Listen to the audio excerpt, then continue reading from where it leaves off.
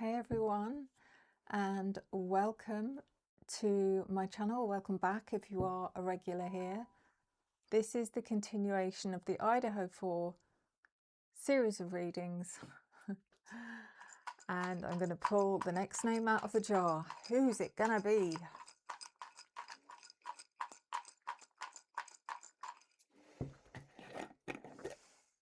So far we haven't read anyone. I say we. I haven't read anyone that hasn't been read before yet.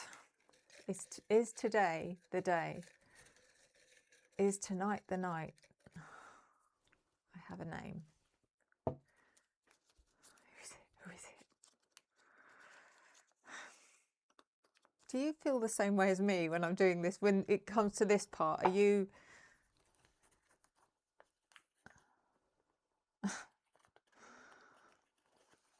We're still going through people that we've already explored, but that's how it's meant to be, guys. Today I'm reading Hunter Johnson.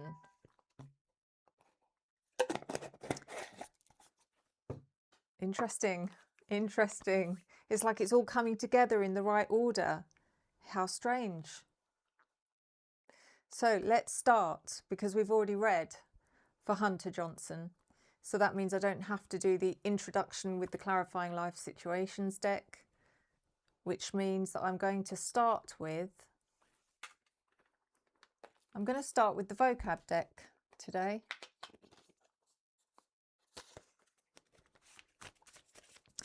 This is a psychic reading. I use tarot cards and I use oracle cards, and occasionally I get messages from spirit, and I interpret these messages in my own way, and you may interpret them in your own way, and I encourage you to do so. At no point am I claiming any of this to be factual, or am I making any accusations. This is for entertainment purposes only. Hunter Johnson.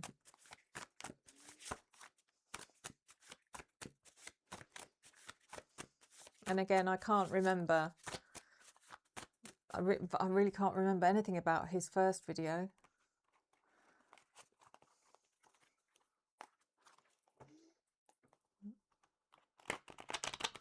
It might come to me, I don't know.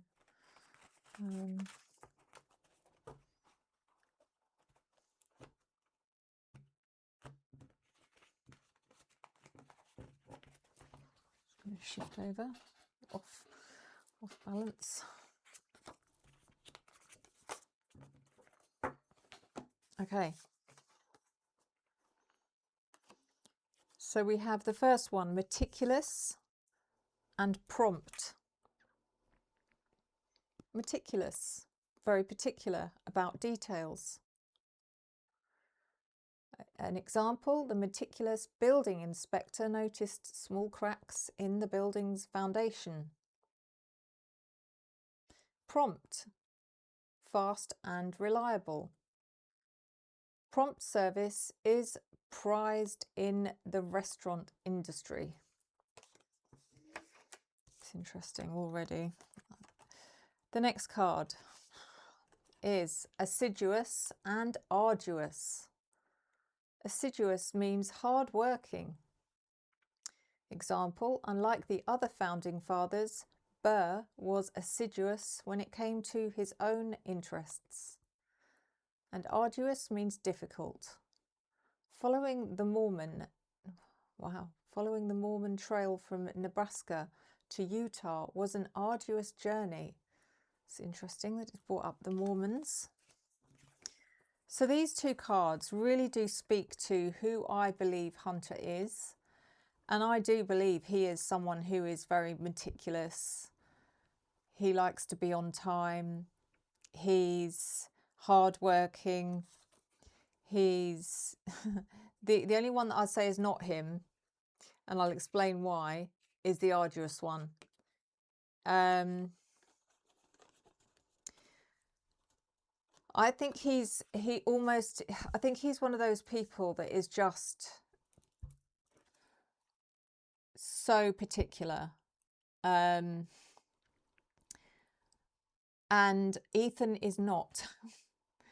Ethan was one of those people who probably wasn't very, you know, his timekeeping was probably terrible from what I feel. I'm hoping he's going to come in for me because he's been making me laugh a lot lately. He's also not the tidiest of people, and I think Hunter Johnson was definitely the opposite. And Hunter would have seen Ethan at times. One second, guys. Sorry, guys. The cats were wanting out. Yes, so he would have felt that Ethan was at times difficult.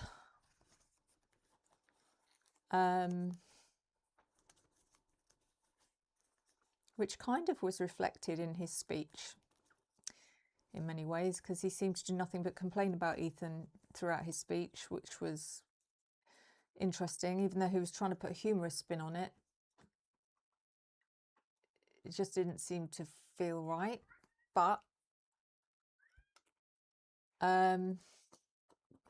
let's carry on.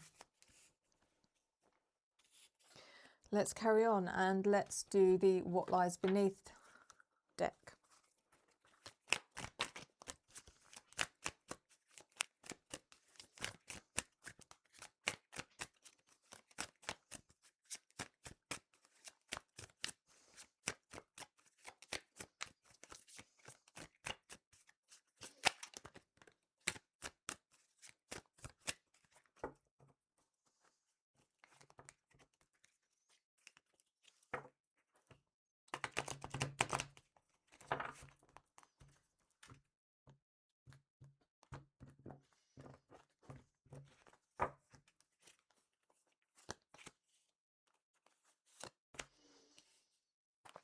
Wow, okay.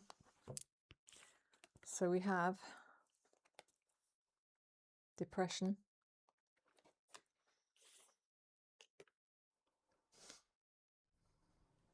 and hater.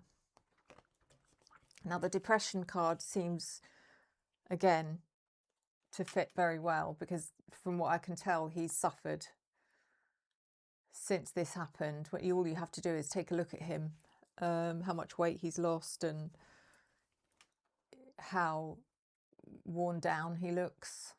There's been speculation that people have said he looks like he's on something, or I'm not gonna speak to that, but for whatever reason he's really struggled. I say for whatever reason. You'd think it would be the obvious reason, but there may be more to it than that. And then we've got hater. So is this someone who has expressed hate towards Hunter? Or is this Hunter's hatred for someone else? Is this Hunter's hatred for himself?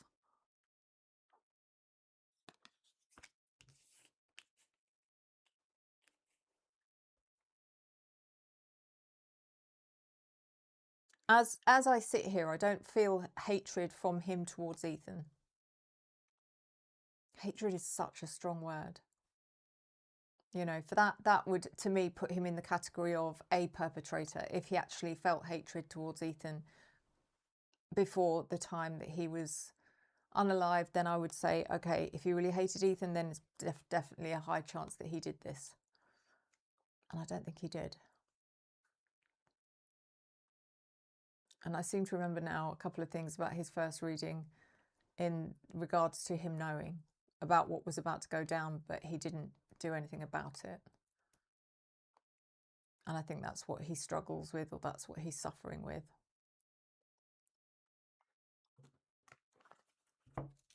So let's do the what's the vibe?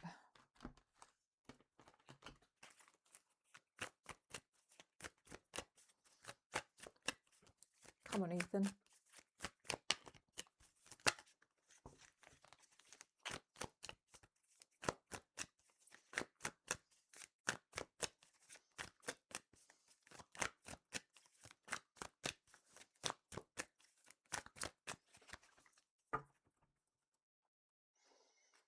was his birthday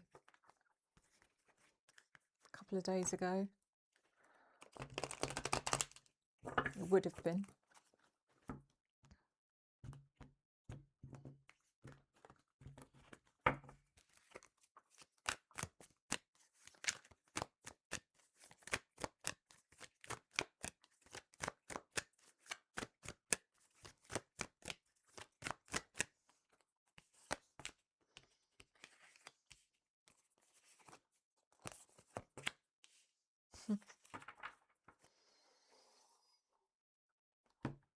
So we have puzzled, confused, perplexed, and conflicted. It's very interesting that card's just come out because I have been listening to Ethan, who was just literally telling me that he was so confused that night. He couldn't understand why. He felt like Hunter wasn't talking to him, or he felt like he was being, what's the word he used?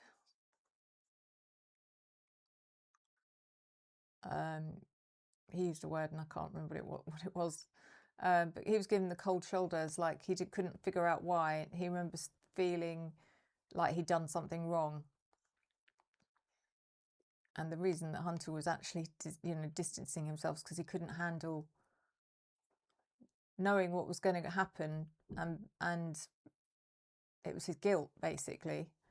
The next card is the Archangel Michael, protection, prevention from harm, divine intervention. And this just speaks of his prayers in a way. And I picked this up in the first reading, that maybe this wasn't true. Maybe it was just a rumor that got out of hand, and that he really prayed and hoped that this wouldn't actually happen.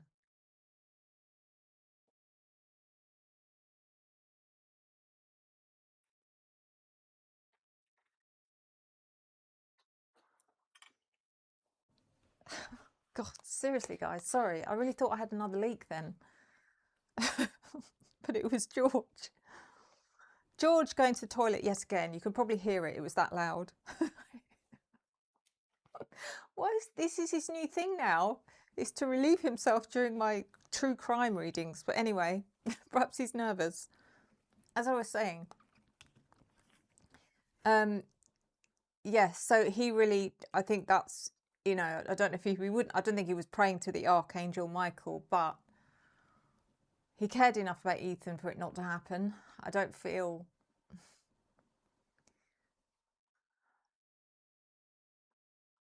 I think there's an element here of Hunter blaming Ethan for what happened to him. If you hadn't said this, or if you hadn't done that, or if you hadn't been drinking too much, or if you hadn't, I don't know. It's like there's something to make himself feel better, to be able to put some of the blame onto Ethan.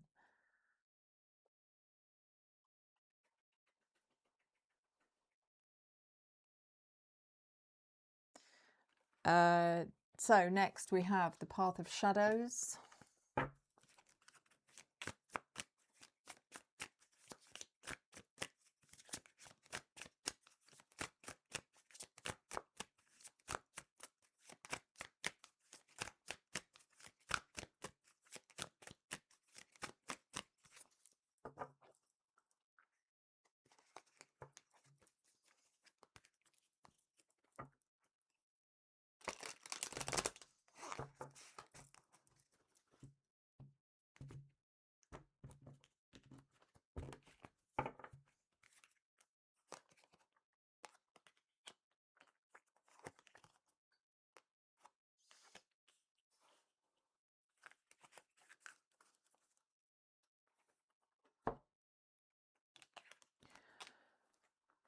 Abandoned Carnival.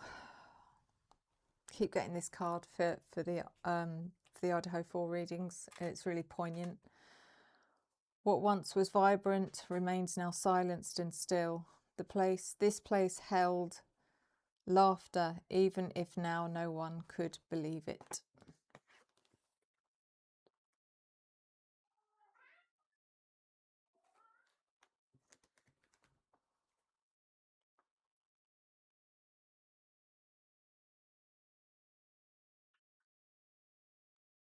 I do truly believe he really, really felt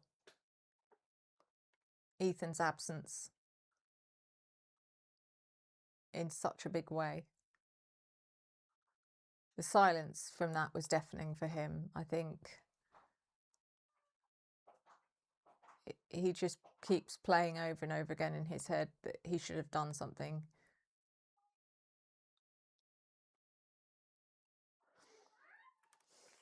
That's Moose, by the way. And then we have Boogeyman.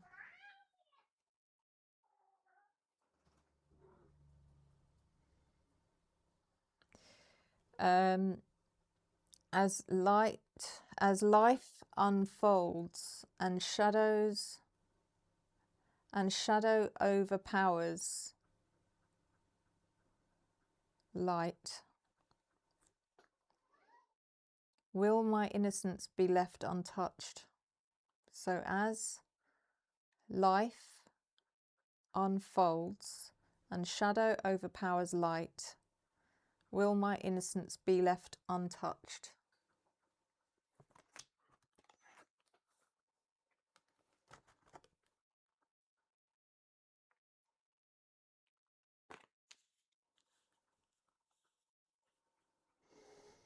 These two cards together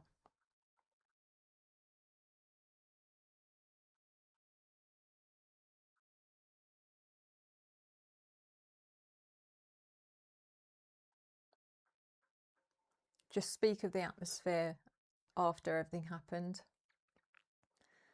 It's like that awful feeling that you have when something so unbelievably traumatic happens, and then you go to bed and you wake up in the morning, and for a split second you think, oh, thank God for that, it was a dream. And then it slowly sinks in that it's real. It's like that.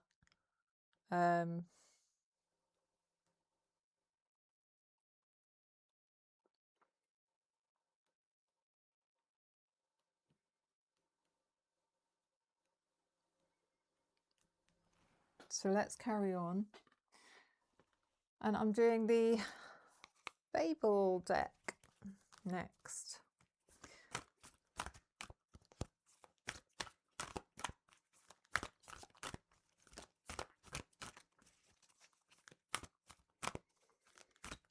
So I was trying to work out exactly what the Boogeyman card was about, and Ethan's just said to me, we used to, he said, especially on nights like this, because tonight is Halloween, we'd sit around with our torches or our phone torches in the dark and tell each other really scary stories, ghost stories. And he said that's one of his fondest memories.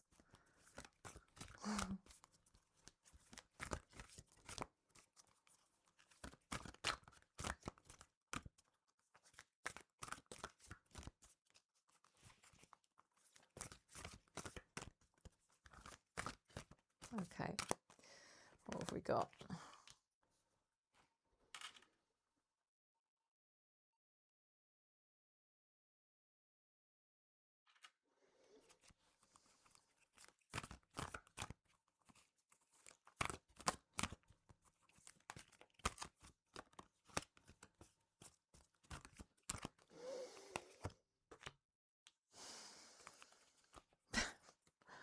I'm really going to have to think outside the box for these.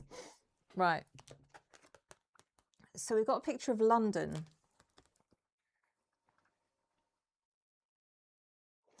So just to sort of show you, this is Nelson's column. In the background is the London Eye. We also have, I don't know what the blue cockerel's about. I mean, I can't remember the last time I went to London, and I don't know when these cards were printed, but I have no idea what the blue cockerel's about. I'm going to have to look it up. But we've got Trafalgar Square here with Nelson's column. I don't know what street is Trafalgar Square on. Don't ask me. Someone will know.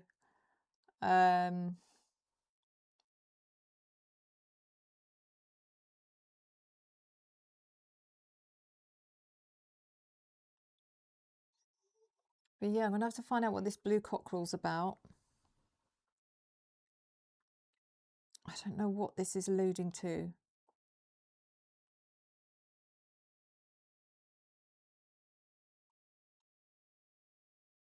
I mean, maybe they were planning on going on a trip to London together. I don't know. I mean, that just seems too easy, too obvious. I think there's hidden messages here somewhere.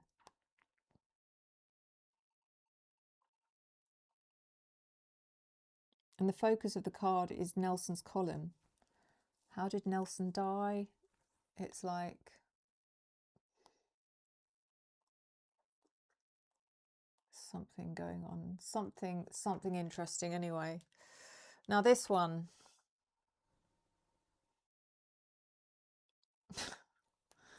I really am going to have trouble with this one. This is the bulldog. And the only thing I'll say is,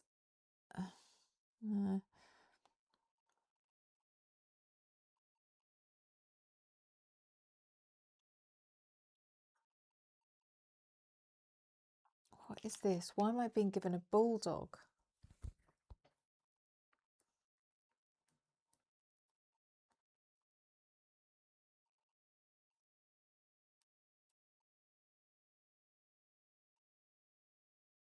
Both things are actually very British. I mean, obviously London is British, but the bulldog is very British as well. In fact, it's a symbol of Britain, the bulldog. So it's interesting that these two cards have come out, and I don't understand why. What is the connection to Hunter Johnson and the UK or Britain?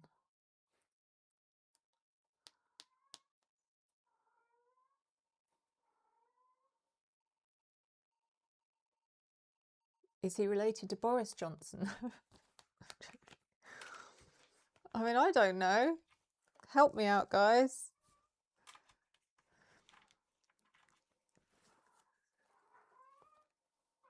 George is coming down now with Larry the lobster. Right, let's do the tarot and get some clarity.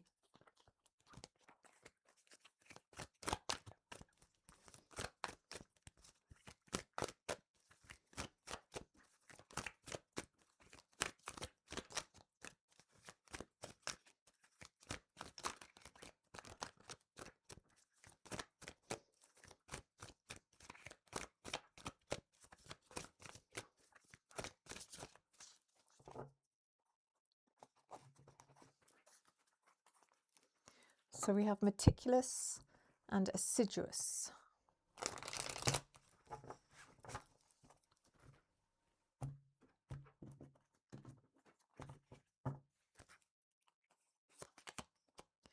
Clarified by judgment in reverse and the star in reverse. So yeah, I feel like he was quite judgmental of Ethan. I feel like Ethan frustrated him a lot of the time. Bad timekeeping, no real. I mean, to say he didn't have ambition, he did have ambition.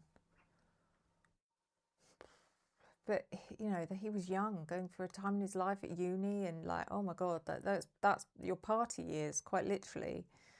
You know, terrible with money, which Hunter was like very fastidious and diligent with money.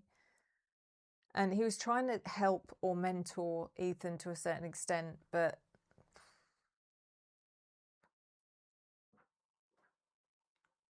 even though they did have obviously plenty of times where they were both just letting their hair down and enjoying the party.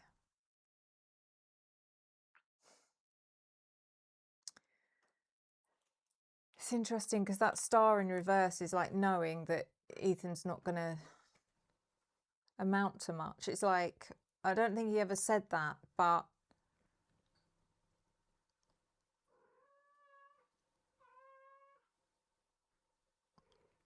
he may have. One second.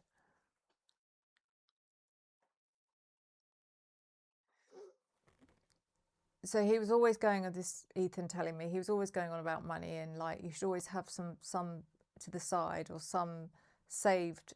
Just, you never know. What would you do if something like your car broke down, or, you know, and you have not, what would you do? You're stuck then. Why don't you plan for the future? It's like constantly drumming into him. And Ethan was just, you know, if he had money, he'd spend it. But the Star in reverse is Hunter now looking back at those conversations and thinking, that's why, because then he never did have a future. This was like as if it was his destiny.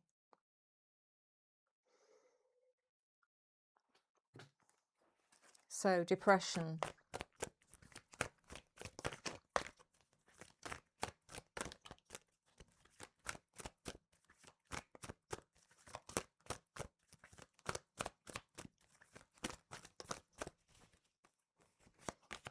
Clarified by the Three of Swords reversed. And the Moon reversed.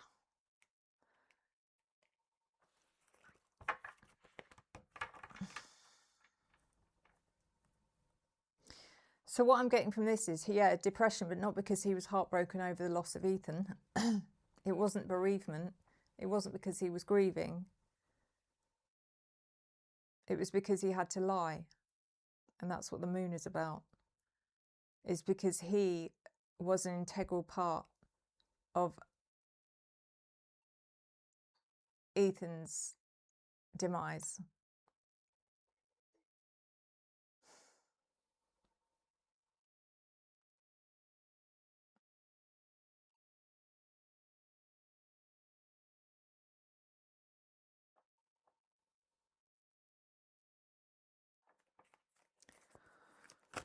So who's the hater?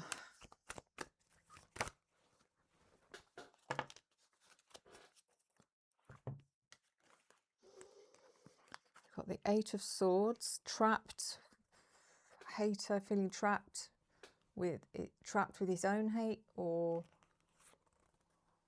Page of Cups reversed. I do think he hates himself.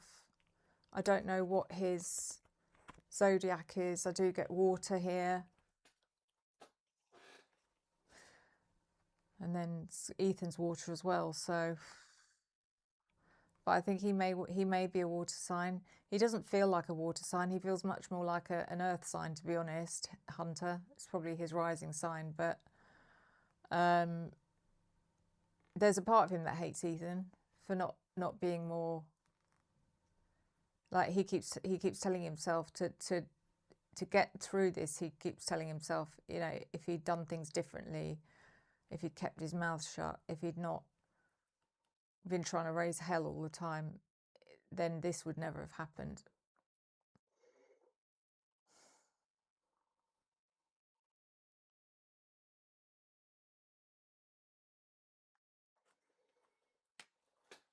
And we've got the Fool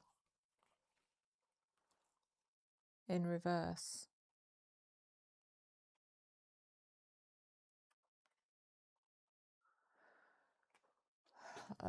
Which is taking unnecessary or foolish risks.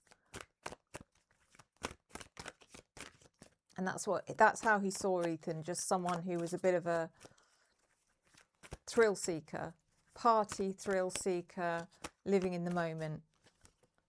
Oh, hold on a minute. We've got a stray card. Right.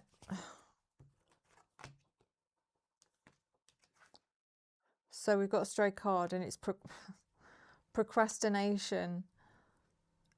The ticking of the clock distracts me from the fact that my worst enemy hides in my mind. So fitting, that card, because, yeah, he kept seeing Ethan as someone who would constantly procrastinate, constantly put things off. But at the same time, this card speaks to the energy that he's having to live in with that darkness in his own mind now. So puzzled.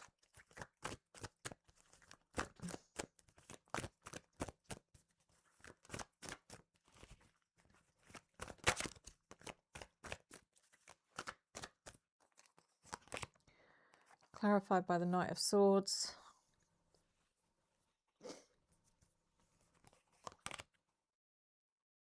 Temperance reversed.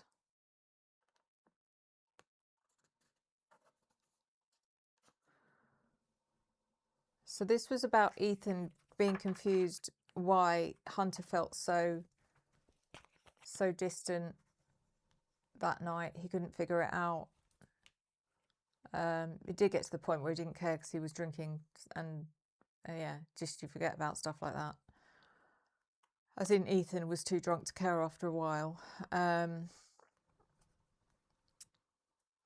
he thought, before he got too drunk to care, he thought it was that Hunter had basically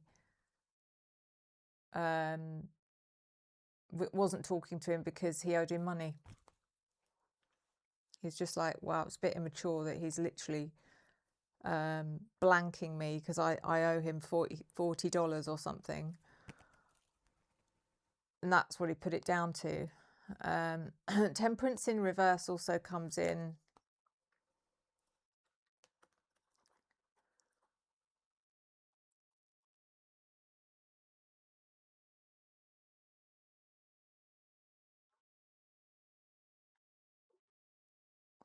There's a stubbornness about Ethan. Like once he gets an idea in his head, like with that, he immediately thought, instead of thinking, oh, you know, I suppose Hunter's right, I do owe him the money.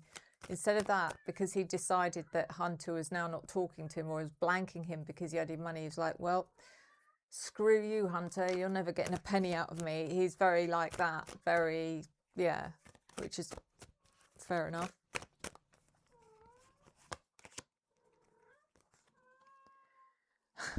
So the Archangel Michael, clarified by the Six of Swords, and the Knight of Wands reversed. And he was hoping that, you know, the 11th hour, someone would come along and save the day, or it was just never going to happen in the first place. But it did, obviously. Knight of Wands reversed. Who's this?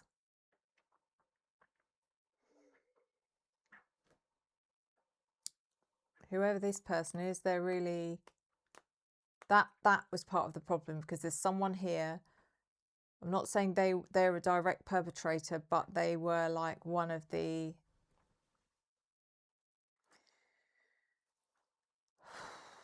promoters. I don't know how else to put it. Like a PR, someone who was actually promoting this. This is going to happen at so and so time.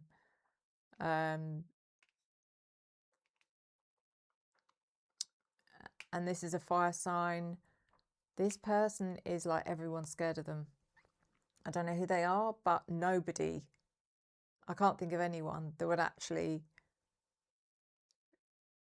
front this person, because they've just got this reputation for just being, they don't give a flying toss. They will hurt you. If you come up in their face, they will hurt you without a second thought. And I don't know how they get away with it, but they do. The Six of Swords shows me that Hunter just wanted to get away from that area that night. As soon as he knew it was happening, he just wanted to escape. And then we have the abandoned carnival, procrastination, the boogeyman, clarified by the Three of Cups reversed, the Sun.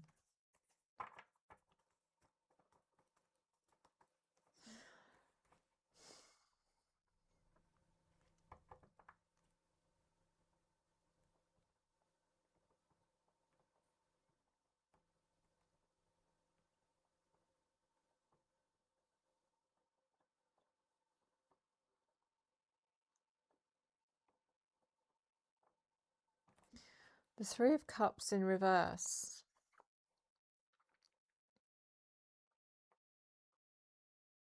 Oh my God. There were, I'm being told, wagers being put on it happening or not that night. It's like there were groups of people in the fraternities. Is it gonna happen? Is it not gonna happen? The people that didn't actually know. And they were placing bets.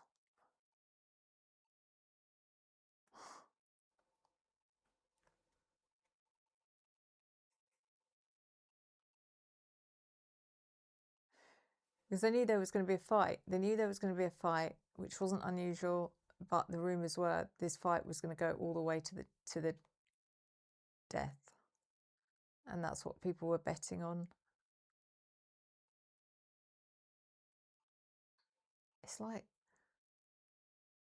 I don't know, it's like living in an alternate reality. It's like watching Black Mirror, but it's real. Or the Hunger Games or something. And the sun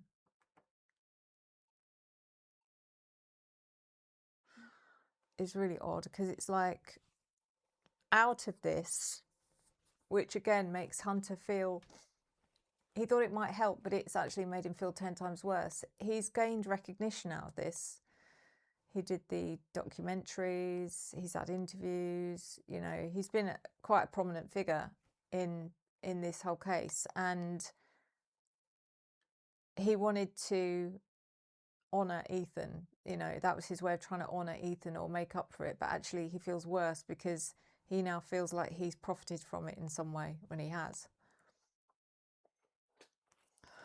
So these two cards, London and the Bulldog, I'm going to have to probably do research on, but I'm going to see what comes out of these, out of the tarot deck.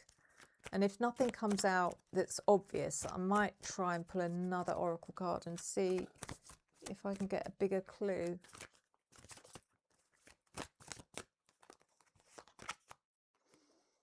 So we've got the Seven of Pentacles reversed. So maybe they did want to go to the UK, but they didn't have the money. They were saving up for it. Why would you want to come here, though? Three of Wands reversed.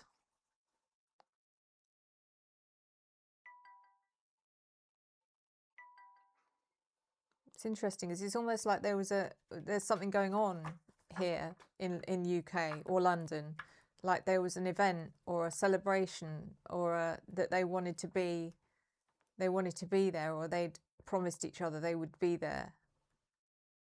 I don't know if that's what this is or if there's something else. I just don't get what the Bulldog's about.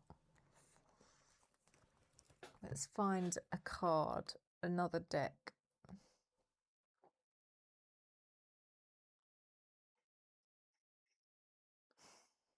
What deck, what deck? Let's do the Black Rose.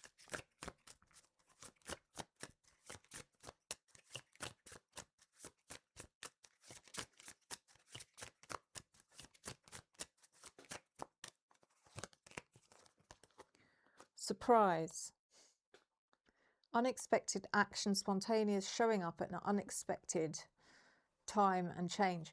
This could be someone they know that lives in London, that they were just going to, maybe a friend, and they decided they were just going to show up and surprise them. Maybe it was their birthday, or they were getting engaged, or I don't know. But I don't know why that's so important to this reading. Oh, and then we've got shattered, crushed, sadness, broken heart, panic attack.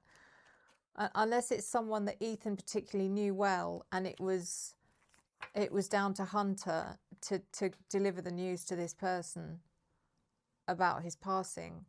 I don't know. I'd love to know, does anyone know of any British connections or people that Hunter knew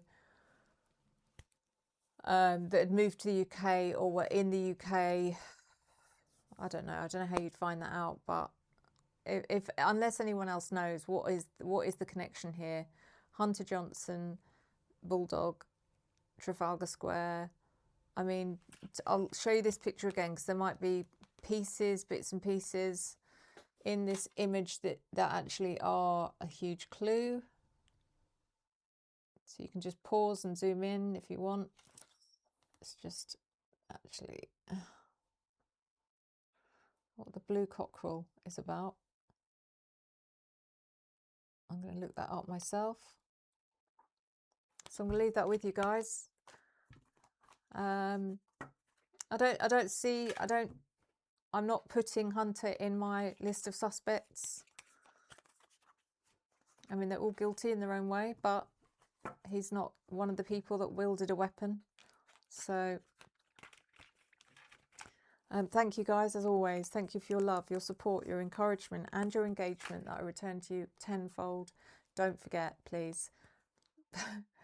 And if this doesn't come up now, it's because these little links only show in the last 20 seconds of the video. So keep watching till the end. But please click on the link to Revelation Astro and subscribe and follow and watch all your Zodiac content. I'm putting a lot of effort into that channel as well. And I don't want you to miss out. So thank you, thank you, thank you. Until next time, enjoy the journey.